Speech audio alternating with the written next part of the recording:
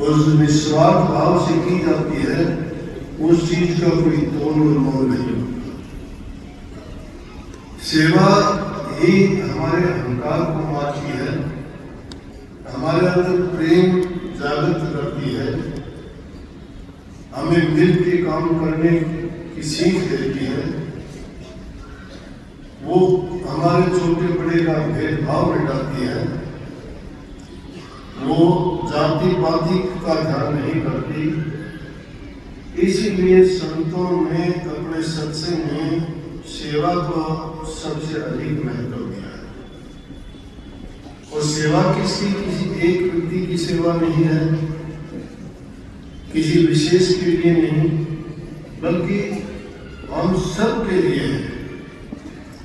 तो इसलिए उस सेवा को हम किसको करते हैं कि वो संगत की सेवा, गुरु की सेवा मानी जाती है, गुरु की सेवा, प्रभु की सेवा। क्योंकि प्रभु की भक्ति के लिए हमें गुरु ही तो सिखाता बताता है, मालिक का गुणगान करके उनका महत्व समझाने वाला गुरु है। इसलिए गुरु भक्ति उसमें शामिल है।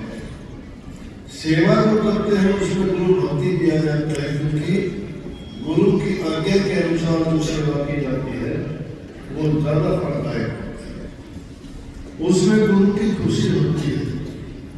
और जिसमें गुरु की रजा हो उसमें मालिक की रजा होती है।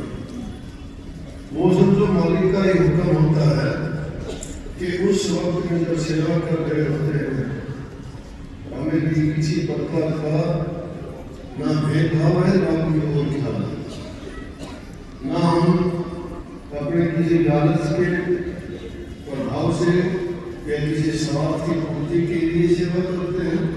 और वो सेवा करते वक्त आपने देखा होगा कि कितनी खुशी होती है, ना हमें खाने की परवाह होती है, ना हमें नींद की परवाह होती है, ना हमें किसी चीज से मन में डरानी है कि मैं काम क्यों करूं। देखते नहीं कि घरों में जो काम नहीं करते, यहाँ आके आप जो शौचालय है उनकी सफाई करते हो, वहाँ खड़े होकर ड्यूटी लेते हो, झूठे बर्तनों को आप मानते और साफ करते हो, बुआई झाड़ी करते हो, और उसमें इतने मिट्टी धूप में आप ये सोचते तक नहीं कि कपड़े करते होंगे या मिट्टी से। ये है सेवा कि जिसमें आपने अपना आपका खो दिया, उसी में गरीब से गरीब आदमी है, उसमें अमीर से अमीर आदमी है, उसमें बीमार आदमी भी ये सोच के सेवा करता है, हाँ उसमें कुछ उसका है, लेकिन उसको भी उसका बहुत बुरा मिलता है। वो कहता है कि मेरे सेवा करने से जब कर्म करते हैं तो मैं किसी रोग से ग्रसित हूँ, या मुझे कोई परेशानी का कोई अलग कारण है, या मेरे कोई पिछले जन्मों के बच्चे अपना कर्ज मेरे से छा गए। अगर मैं संगत की, गुरु की, उनकी आज्ञा में रहकर अगर संगत की सेवा करूँगा तो प्रभु मेरे गुनाहों को माफ करके मेरे पर दया रखेगा। और इसमें संदेह भी नहीं है। ऐसी भावना लेके जो इंसान सेवा करते हैं, बड़े बड़े कोड़ियों के कोड़ दूर हुए हैं, बड़े बड़े रोगियों ने बीमारी से निजात पाई है, यहाँ तक कि उनको कैंसर तक के रोग थे और उन्होंने अपना संगत की सेवा करके उन्होंने सोचा कुछ समय जिंदगी का बचा है, मैंने पूरी जिंदगी में ऐसे कोई काम नहीं कर पाया, लेकिन आखिरी वक्त में शायद कर लूँ तो मेरे कर्म करते हैं। ये सद्बुद्धि कब आती है इंसान को? जब दुख, पीड़ा और परेशानी होती है। सुखी इंसान इन बातों का ख्याल नहीं करता, कब करता है? कोई भागी आदमी होते हैं जो हर चीज से संपन्न होते हुए अगर भक्ति के मार्ग कर सकते हैं, सारी चीज उसके पास है, उसका जीवन सही है, शरीर से समस्त है, घर परिवार में सुख शांति है, आर्थिक दृष्टि से वो कमजोर नहीं है, वो आदमी बहुधा ऐसे लोग कम ही देखे जाते हैं। और वो भक्ति भी करते हैं तो लौकिक भक्ति कर लेते हैं, उनमें उनकी रुचि होती है। पूजा पाठ कर लेंगे, अनाथालय में कुछ दे देंगे, गरीब लोगों को कुछ कपड़ा थोड़ा बांट के वो निकाल कर लेंगे। मैंने गरीबों को कपड़ा बांट दिया, मैंने उनके लिए रोटी का प्रबंध कर दिया, मैंने किसी को भूखे को कुछ दे दिया, थोड़ी बहुत अगर सहायता दे दी तो कैसी होती है जैसे सागर में से दूध निकाल गया। जिसके पास कुछ नहीं, लेकिन उस टाइम में वो नहीं सोचता है, वो उस वक्त में उसके दिमाग में, उसके ख्यालात में वो भक्ति नहीं, वो अपने भाग्य को मानता है कि मेरा भाग्य ऐसा है, मैं अच्छे कर्म करके आया हूँ। निश्चित रूप से उन्होंने किए होंगे, लेकिन आरोप नहीं करता है तो प्रभु की भक्ति से वंचित हो गया, उसके पास क्या रह गया आगे के लिए, तो उसने खत्म कर दिया।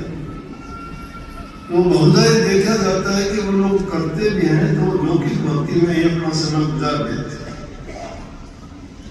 और वो उनका मायना इतना ही है कि और सारे काम कुछ भी करें, लेकिन जो लोग दुखी हैं, गरीब हैं, वो ज्यादा चिंतन करते हैं अपने बारे में कि मैंने अपनी जिंदगी में किसी का बुरा नहीं किया, जहां तक याद है मैंने सबका भला किया, फिर मेरे साथ ये क्यों हालात है प्रभु, मेरे पर ये दया क्यों नहीं है, इस चीज का क्या कारण है कि मेरा ऐसा क्या भाग्य है, मेरा क्या नसीब है, मैंने क्या खोटा कर्म किया है।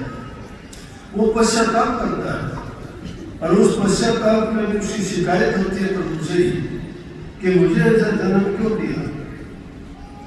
कोई शरीर से अनुभव होता है, कोई रोग से ग्रसित होता है, कोई गरीबी से परेशान है, आर्थिक दृष्टि से कमजोर है, तो वो ऐसा करता है, लेकिन उसकी जबान पे चाहे शिकायत है प्रभु का नाम तो होता है।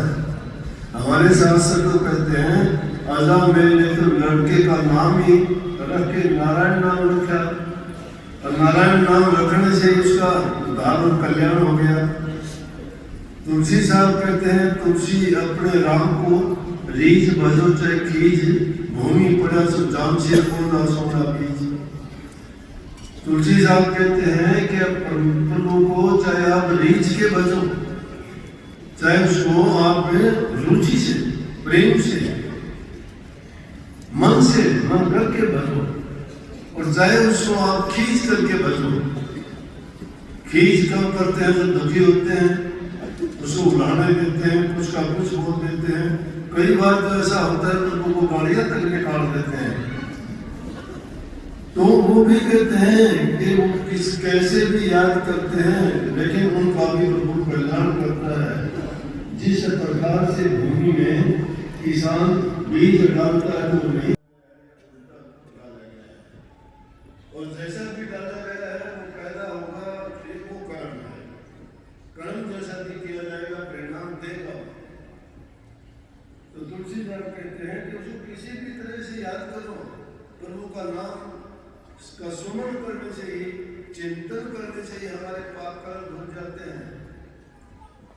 उनका नाम लेने मात्र से ही हमारी भावना शुद्ध पवित्र होनी शुरू हो जाती है। या प्रभु का राम का भक्ति कभी पे सवाल उठेगा तो एकदम आपके ख्याल जो बुराई वाले हैं वो भी तुलना हो जाएगी मन ही मन में कि ये पवित्र जगह है, ये पवित्र नाम है, या लोग भक्त लोग हैं, ये सत्संग करते हैं, या भजन कीर्तन करते हैं, या पूजा पाठ करते हैं, भावना बदल जाती है। इसलिए सेवा करते हुए वो असली पूजा है, वही पूजा है, वही सत्संग है, वही कीर्तन है। ये सारी की सारी चीजें सेवा करते वक्त हमें याद रहती है। काफी लोगों को तो इतने मगन और मस्त होते हुए आपने देखा होगा कि सेवा करते करते वो शब्द गाते हैं। ये माता बहनें तो इकट्ठी मिलकर गाती हैं, तो उस सब वक्त को नहीं देखती कितना वक्त हो गया, क्या है क्या नहीं। अगर खाली आदमी होगा तो घड़ी की सुइयां गिनता रहेगा। तो असली भक्ति क्या है? असली भक्ति है अपने विचारों को शुद्ध पवित्र करना, जीवन में नेक काम करना, सब लोगों को गले लगाना, सबसे प्रेम करना, जबान से मीठा। मन वचन और कर्म तीन चीज ही तो है जिनसे हम सभी प्रकार के कर्म करते हैं। भक्ति करते हैं तो भी यही चीज है, दुनियादारी के काम करते हैं तो भी वही तीनों चीज है। लेकिन इन तीनों चीजों का प्रयोग और उपयोग हम कैसे करते हैं उसके परिणाम शुद्ध होने चाहिए। तो इसलिए नेक और शुद्ध कर्म इन तीनों चीजों से हमें करने चाहिए। मन में शुद्ध और पवित्र विचार करने चाहिए। सोचें, अगर चिंतन करें तो प्रभु के नाम का चिंतन करें, उनकी इस लीला का चिंतन करें, उनकी रचना की चीजों के बारे में सोचें जरा समय निकाल के कि जिसने इतनी बड़ी दुनिया को साजा सजाया बनाया है। और उस तमाशे को भी देखा करो, साथ साथ तो लोगों में नजर से देखते हैं और उसके क्रियाकलाप को भी देखा करो कि ऊपर से क्या कर देता है और पंक्ति पर में क्या हो जाता है, क्या हो जाता है, क्या हो जाता है, क्या पा जाता है इंसान। देखते नहीं, सोचते कुछ तो होना कुछ चाहिए था, अगले कुछ और हो जाता है। इसलिए हर पल हमें डरना नहीं चाहिए इस चीज से कि आगे कुछ क्या पता क्या संदेशा लेके आएगी। लेकिन अगर हमारे विचार अच्छे हैं, पवित्र हैं, शुद्ध हैं, तो निश्चित रूप से हमें अच्छा ही मिलेगा, सफलता मिलेगी। क्योंकि उनसे नाम का ही पता उनके नाम का, जिसका नाम लेने भर से ही हमें शांति मिलनी शुरू हो जाती है, हमारे विचार शुद्ध पवित्र होने शुरू हो जाते हैं, हमारी भावनाएं सत्य बदलनी शुरू हो जाती है। क्योंकि जो नाम ही पवित्र है, इसीलिए कहते नाम है, नाम का ये गुण है कि वो हर चीज को पवित्र करने वाला है। उसमें वो शक्ति है कि हमारे पाप को हम धो डालता है।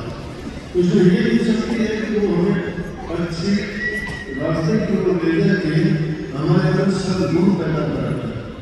और सद्गुण जिसके अंदर पैदा हो जाते हैं, विचार जिससे शुद्ध पवित्र हो जाते हैं, वो आदमी अपने मन से अच्छा सोचेगा, कर्म को हमेशा नेक करेगा और वचन जबान से किसी को कटु नहीं करेगा। कटु वचन बोलना, मंदा बोलना किसी के बारे में अच्छी बात नहीं है।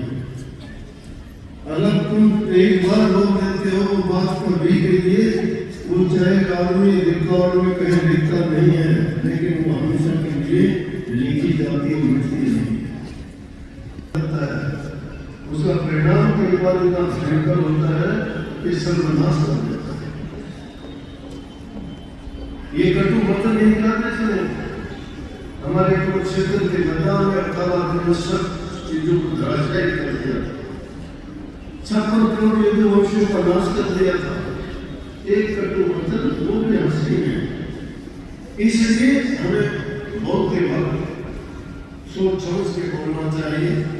वही तुलसीदास इंसान को वाणी ऐसी बोलनी चाहिए जो खुद को भी, आपको भी मन में खुशी दे, अगले को भी खुशी दे।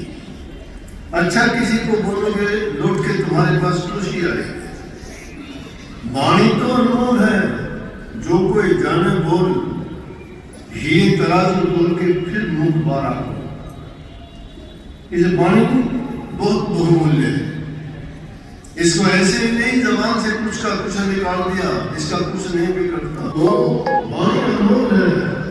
अगर कोई बोलना जानता है तो अपने दिल के तराजू पे तो उनके पहले बोलना चाहिए, सोचना चाहिए कि मैं जो बोलता हूँ इसका परिणाम क्या होगा। अगर उस बात को बोलने से पहले सोच लिया जाए तो आदमी कभी भी बुरा नहीं बोलेगा, बुरा नहीं बोलेगा, तो कभी भी झगड़ा नहीं पड़ेगा, बात नहीं खत्म हो जाएगी। इस जमाने के कारण सारे लोग इसी से खड़े होते हैं। इसको कंट्रोल में जवान जो शांत भाव से सोचता है, कम बोलता है, जरूरत के मुताबिक बोलता है, जहाँ आवश्यकता होती है वही जवान बोलता है, वो इंसान कभी भी जवान से बड़ा नहीं है। लेकिन इस जवान से तो इसीलिए उनका नाम दिया जाता है। आज परिवार नहीं कहते, भगत लोग होते हैं, पूजा पाठ करने वाले होते हैं, काम करने होते हैं, उनसे कोई बात हो जाती है तो राम का काम करने वाले क्या करते हैं, कोई हो जाते नहीं, ये हमें कैसा बात है कि दूसरे जो भक्ति के रास्ते में चलने वाले नहीं बोलते क्या, आप ही तो बोलते बोलते हैं कि नहीं बोलते, तो इस जबान में बोलने में शब्दों में भी शक्ति है, शब्दों का भी एक है, तो इसलिए तोल मोल समझ के तोल के उसको बोलना चाहिए। वाणी अगर गलत बोलते हो तो परिणाम होगा। बूढ़े बुजुर्ग की करो, माँ बाप की करो, जरूरतमंद की करो, घर में करो, सत्संग सत्संगियों की करो, जहाँ आपको मौका मिलता है, कोई भी हो सेवा कहीं भी मिल जाए तो आपको हमेशा पड़ता है कि होगी सेवा करनी चाहिए। शरीर जिसका नहीं है तो आपके पास धन होगा, आर्थिक रूप से भूखे की, गरीब की, जिसको जरूरत है उसको अगर आप 2 रुपये दे देते हो, उसकी भूख के लिए सहायता करते हो, गरीब भी आदमी है तो वो आपको दुआ देगा, उसके मन के अंदर आपके प्रति अच्छी भावना और अच्छा आशीर्वाद निकलेगा, वो आपको धन्य कर देगा। प्रभु के दरबार में आपके अंक ज्यादा दिखेंगे कि जिस इंसान ने नेक काम किया, सबका लेखा जो कल कह जाता है वहाँ बिना कागज, बिना बही, बिना किताब और बिना पेन के लिखी जाती है, वहाँ स्याही कलम नहीं, नोट नहीं, वो तो करते ही छप जाता है। कंप्यूटर में भी उंगली चलानी पड़ती है, वहाँ कुछ नहीं चलाना पड़ता, सबके अलग अलग खाते हैं, एकदम फटाफट जाता है। ये धन की सेवा है, तन की सेवा हो गई, मन की सेवा यह है कि मन में अच्छे विचार रखूं। तन आपका काम नहीं करता, धन आपके पास है नहीं, किसी की मदद करो, मन तो सबके पास है। ये मन ही सारी दुष्टता करवाता है, यही बुरी बुरी सोच निकालता है, भटकाता है, लेकिन इसको सही रास्ते पे लाने के लिए तो नाम है। नाम अंकुश है मन के लिए। जब कहीं मन आप भटकता है तो इसको अंकुश लगाओ, रोकने का प्रयास करो, बुद्धि से इसको समझाओ कि सारी बात तेरी नहीं चलेगी। वहां गुरु की जरूरत पड़ती है, उस समय गुरु को याद करो, क्योंकि मन गुरु का है, तन गुरु का है, धन गुरु का है। गुरु की आज्ञा उसमें क्या है? जब गुरु की आज्ञा नहीं है तो संबंध से हमें और कुछ सोचने का अधिकार नहीं है। मन गुरु को दे रखे, अगर हमारा है ही नहीं तो हमें अधिकार भी नहीं है। इसलिए इस मन को विकारी ना होने दो, इसको भिखारी भी ना होने दो, इसको दो गुरु के चरणों की धूल बना के रखो, तो आपका जीवन सफल कर दे। अदरवाइज अगर इस मन को आपने नहीं समझाया, नहीं इस पर पाबंदी रोक लगाई, तो पता नहीं उसका कुछ क्या करेगा और कहाँ ले जाएगा। तो ये 3 प्रकार की सेवा तो है, ये आपको अच्छा जीवन सुखदायी, घर परिवार में शांति देने वाली चीजें हैं। लेकिन इससे बढ़कर सेवा जो है गुरु भक्ति की। गुरु भक्ति क्या है कि गुरु के वचन की पालना करना। हर चीज में गुरु की आज्ञा तलाश करो कि गुरु ने हमें क्या शिक्षा दी है, गुरु ने हमें क्या सिखाया है। अरे सीधी भक्ति की सीढ़ी पे चढ़ने का प्रयास करते हैं, कहीं नहीं जाते, झूठ बोलते हैं। ये भीड़ की भीड़ आते हुए देखते हो ना, इसी सीढ़ी पर कभी चढ़ के वो सोचते हो, कुछ लोगों को झूठ बोलने की आदत पड़ जाती है। वो गुलाम है, कोई ग्रंथ का गुलाम है, कोई सुनी हुई बात का गुलाम है, कोई झूठ और कपट का गुलाम है। झूठी बातें बढ़ाते हैं, ग्रंथों की कई सुनी बातें बकते रहते हैं, अपना उनके पास कुछ होता ही नहीं, ना उनका अनुभव है, ना कभी जीवन में कोई नेक काम किया है, ना किसी के जीवन सुधार।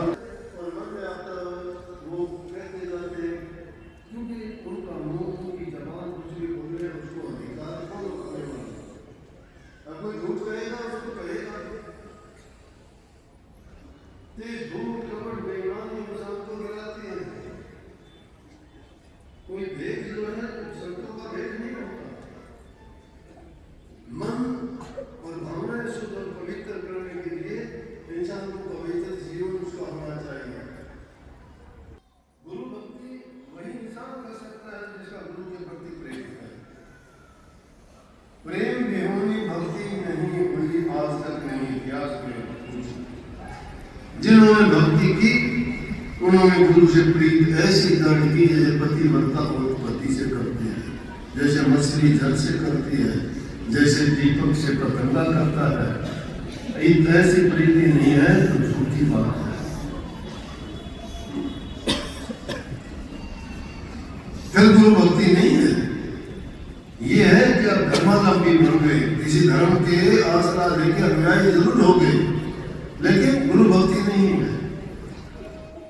इसीलिए कही कि गुरु भक्ति धन के करो पीछे और उपाय, दूसरे उपाय तो बाद में करो, गुरु भक्ति तो करके दिखाओ पहले। हम तो गुरु पे ही अपनी अकल लगाना शुरू कर देते हैं।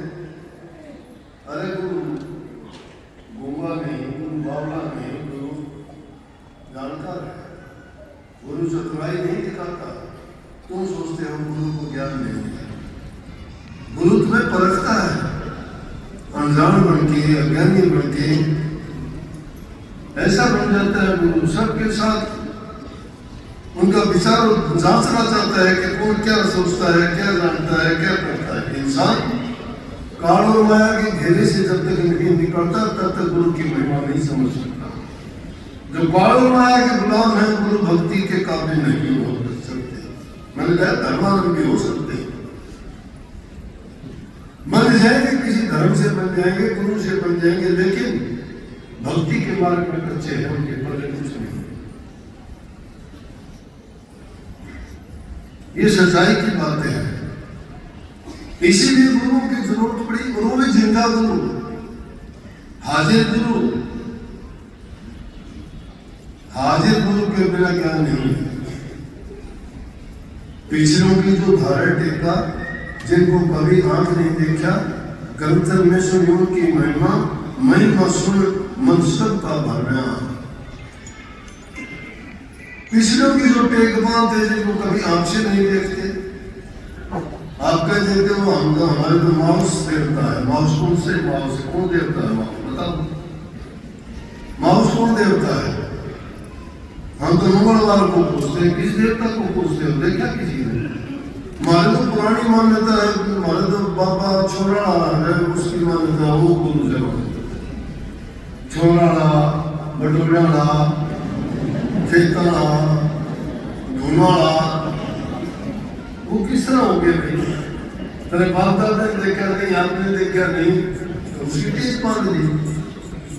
कहाँ देखा? कि पुस्तक में देखा, उन्होंने बड़े बड़े काम किए थे। हाँ, निश्चित रूप से किए थे, लेकिन वो वक्त था उसमें किए थे ना। अब पूछो ना, उसे पूछ लो जाके, हमने भी बता दे थोड़ा बहुत कुछ, कहाँ से बताएगा? है नहीं। स्वामी जी महाराज ने कही ये बात, पिछलों की जो धारण टेका, जिनको कभी आंख नहीं देखा, ग्रंथ में सुनी उनकी महिमा, एक धार में सबका बना, एक मान के सबका मन भर गया, भूल गए सब। इसलिए सच्चे गुरु की टेक, जिंदा गुरु की टेक, हाजिर गुरु की टेक, लेकिन गुरु होना चाहिए, पाखंडी नहीं, ड्रामेबाज नौटंकी करने वाला गुरु नहीं, ताली बजा के नाचने वाला गुरु नहीं होता। लेपा पोती करके या ये क्या लगाते हैं, छत को जब तैयार हो जाते हैं तो पीओपी लगा के नाम संतों के काम नहीं होते। संत अपना जीवन नाम की भक्ति से संवारते हैं। इसलिए सच्चे बनते रहो। थोड़ा प्रकाश इन चीजों पे डाला है। हमारा मतलब किसी को नीचा दिखाने का नहीं, हम भी उनमें शामिल हैं। हमें अपने सुधार के लिए इन चीजों को अपनाना चाहिए। लेकिन अच्छी बात यह है कि जब इंसान की बुराइयां छूट जाती है तो कम से कम वो एक पवित्र जीवन जीना तो सीख जाता है। धीरे धीरे करके इन चीजों को अपनाएगा तो एक दिन आएगा वो इनसे भी निजात पालेगा, इनसे भी निकल जाएगा और गुरु भक्ति को भी दृढ़ कर लेगा और प्रभु की भक्ति करके वो मुक्ति पद को भी प्राप्त कर लेगा। जीते जी कर लेगा, बाद में नहीं। जो सच्चे प्रेमी हैं, नाम भक्ति करते हैं, उनका निश्चित रूप से सतगुरु महाराज उन पर कृपा बख्शेंगे। उन्होंने बड़ा ही नहीं है। तो आप सबके लिए बहुत बहुत आशीर्वाद। कल फिर मुलाकात होगी, सारा दिन सत्संग दर्शन नाम नाम जो भी हजूर की कृपा होगी, सब कुछ मालिक दया करेंगे, बख्शेंगे। अब सबको बहुत बहुत आशीर्वाद।